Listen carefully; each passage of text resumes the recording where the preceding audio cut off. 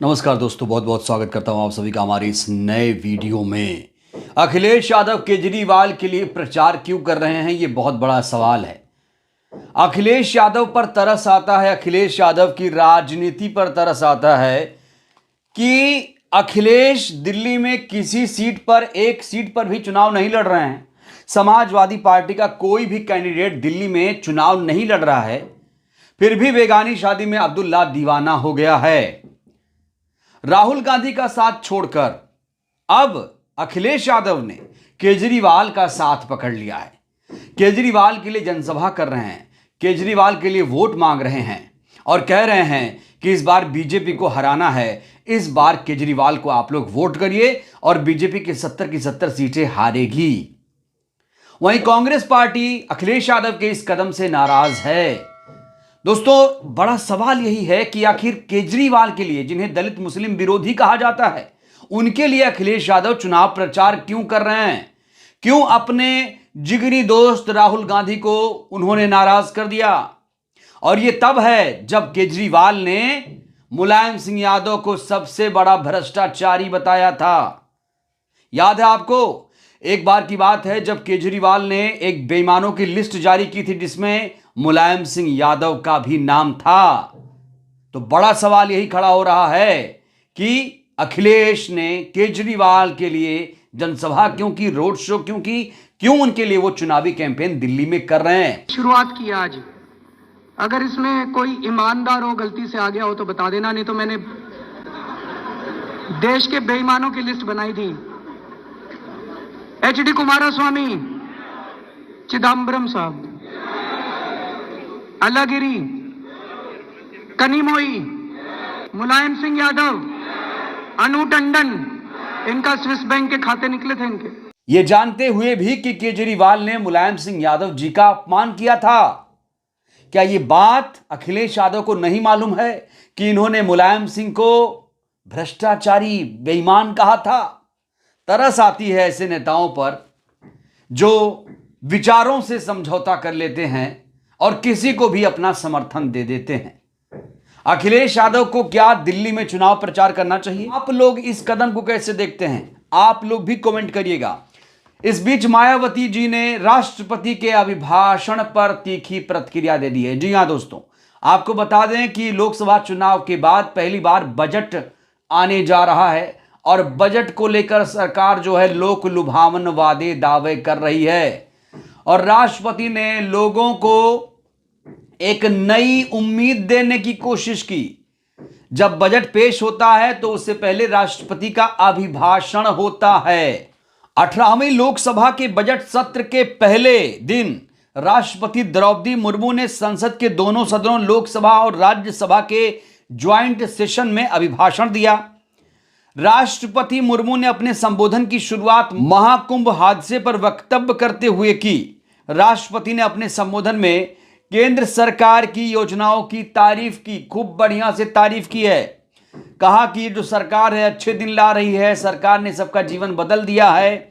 और इन्होंने कहा कि आयुष्मान का फायदा 70+ बुजुर्गों को मिला है, छोटे कारोबारियों को लोन मिल रहा है, दिन दूनी रात चौगुनी ये लोग बढ़ रहे हैं, 3 करोड़ नए घर का लक्ष्य जल्द पूरा होगा। मैं आपको यहां पर बताना चाहता हूं दोस्तों, जो राष्ट्रपति का अभिभाषण होता है वो मोदी सरकार के मंत्री लिखते हैं।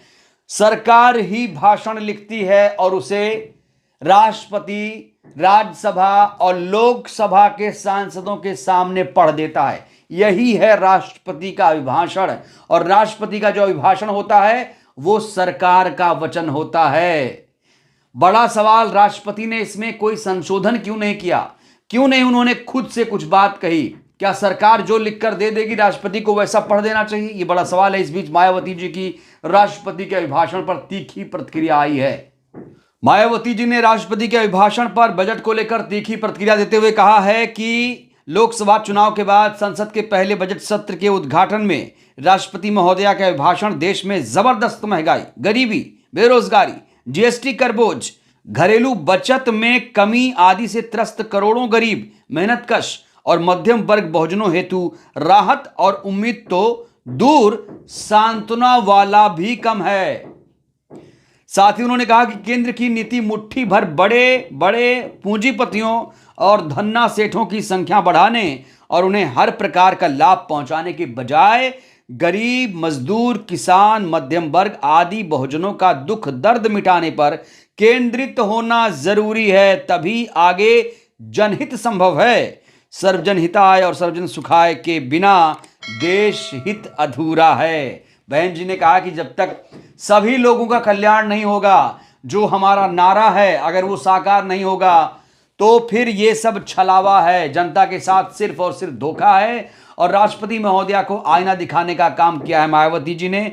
उन्होंने कहा है कि राष्ट्रपति को गरीबी, बेरोजगारी, महंगाई इस पर बात करनी चाहिए। जिस तरीके से करोड़ों गरीब मेहनतकश लगातार परेशान हो रहे हैं, जिन्हें उम्मीद की कोई किरण नजर नहीं आ रही है, ये बजट उन्हें सांत्वना भी नहीं दे पाया। अफसोस यहां पर जाहिर किया है मायावती जी ने और साफ तौर से कह दिया कि जो केंद्र की नीति है वो सिर्फ और सिर्फ धन्ना सेठों के लिए है, पूंजीपतियों के लिए है, उसमें बहुजनों की कोई भी भागीदारी नहीं है। ये सरकार गरीब, बेरोजगार, इनकी सरकार नहीं है, बहुजनों की सरकार नहीं है। बहुजनों का हित तभी होगा जब सर्वजन हिताय सर्वजन सुखाय की नीति लागू की जाएगी। यहां स्पष्ट तौर पर बसपा सुप्रीमो ने कहा है कि हम जब सत्ता में आएंगे तब जाकर बहुजनों का कल्याण होगा। ऐसी सरकारों से आपका कुछ भी भला नहीं होगा। ये सरकारें सिर्फ और सिर्फ अपने लोगों का विकास करती हैं, पूंजीपतियों का विकास करती हैं। इन्हें गरीब, बेरोजगार,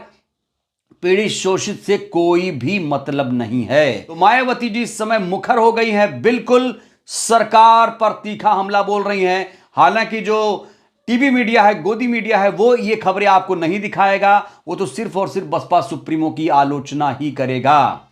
आपको याद होगा बसपा सुप्रीमो ने हाल ही में एक बड़ी बैठक की थी, राष्ट्रीय बैठक की थी, और उस बैठक में साफ तौर से कहा था कि देश में गरीब व बहुजन विरोधी पूंजीवादी राजनीति के साथ ही संकीर्ण जातिवाद और सांप्रदायिक द्वेष आदि के बढ़ते प्रभाव की वजह से अपेक्षित समग्र जन विकास के प्रभावित होकर आर्थिक गैर बराबरी और अन्य विषमताओं के प्रगाढ़ होने पर गहरी चिंता जाहिर की थी।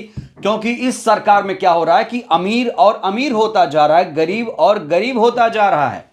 जीएसटी भी एक बहुत बड़ी वजह है और रोजगार की कमी है। इस सरकार में रोजगार नहीं क्रिएट हो पा रहा है और गरीबों की जो समस्या है उसका समाधान नहीं हो पा रहा है। आपको मैं आंकड़े बताऊं तो 80 करोड़ लोगों को अभी तक अनाज देने का दावा किया जा रहा है कि 5 किलो का राशन दिया जा रहा है।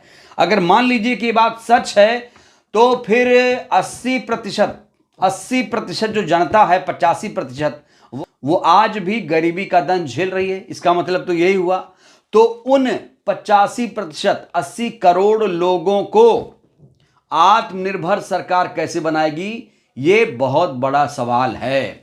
इस बीच आकाश आनंद की बात करूं तो आकाश आनंद फिर से सक्रिय हो गए हैं।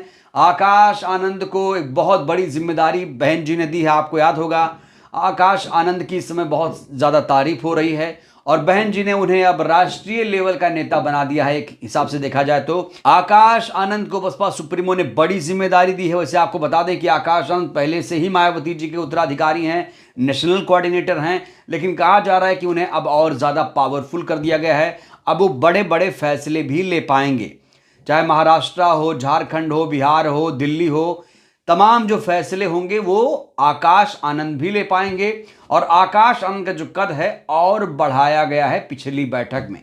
इस बीच आकाश आनंद को लेकर एक बहुत बड़ी खबर मैं आपके सामने रखना चाहता हूं। आकाश आनंद की चौथी रैली दिल्ली में होने जा रही है। अब वो गोकुलपुर विधानसभा क्षेत्र में रैली करने जा रहे हैं। चौथी रैली आकाश आनंद की गोकुलपुर में होने जा रही है। गोकुलपुर के जो प्रत्याशी हैं वो लाल सिंह जी हैं। आपको बता दें ये जो रैली है 2 फरवरी को होगी और अगर आप लोग इस रैली में आना चाहते हैं तो शाम 4 बजे आपको इस रैली में पहुंचना होगा। बसपा चुनावी कार्यालय के पास मेन रोड पर जौहरीपुर दिल्ली 94 यहाँ पर आपको पहुंचना होगा। बहुजन समाज पार्टी के तत्वाधान में चुनावी जनसभा है। मुख्य अतिथि हैं आकाश आनंद जी और विशेष अतिथि की बात करूं तो धर्मवीर अशोक जी हैं और इंजीनियर सतीश चौधरी जी भी हैं। तो लाल सिंह के लिए अब वोट मांगते हुए नजर आएंगे। आकाश आनंद लगातार मेहनत कर रहे हैं, ये चौथी रैली उनकी है। 2 फरवरी को आकाश आनंद जी की दिल्ली में चौथी रैली है। तो कुल मिलाकर जो बीएसपी है बहुत ज़्यादा एक्टिव हो गई है। दिल्ली से लेकर पूरे देश में इस समय एक्टिविटी दिखाई जा रही है। राष्ट्रपति के अभिभाषण पर भी तुरंत प्रतिक्रिया बहन जी ने दी है। और अखिलेश यादव जी ने जिस तरीके से केजरीवाल का समर्थन किया है, चारों तरफ से उनका विरोध हो रहा है, कांग्रेस पार्टी भी उनका विरोध कर रही है। बहरहाल इस वीडियो में इतना ही। बहन जी ने राष्ट्रपति के अभिभाषण पर जो त्वरित प्रतिक्रिया दी है, इस प्रतिक्रिया को लेकर आप क्या कहेंगे? जो दावे सरकार कर रही है, क्या वो सही कर रही है? बहन जी ने जिस तरीके से जवाब दिया है, इस जवाब को लेकर आप लोग भी अपनी राय दीजिएगा। बहुत बहुत धन्यवाद।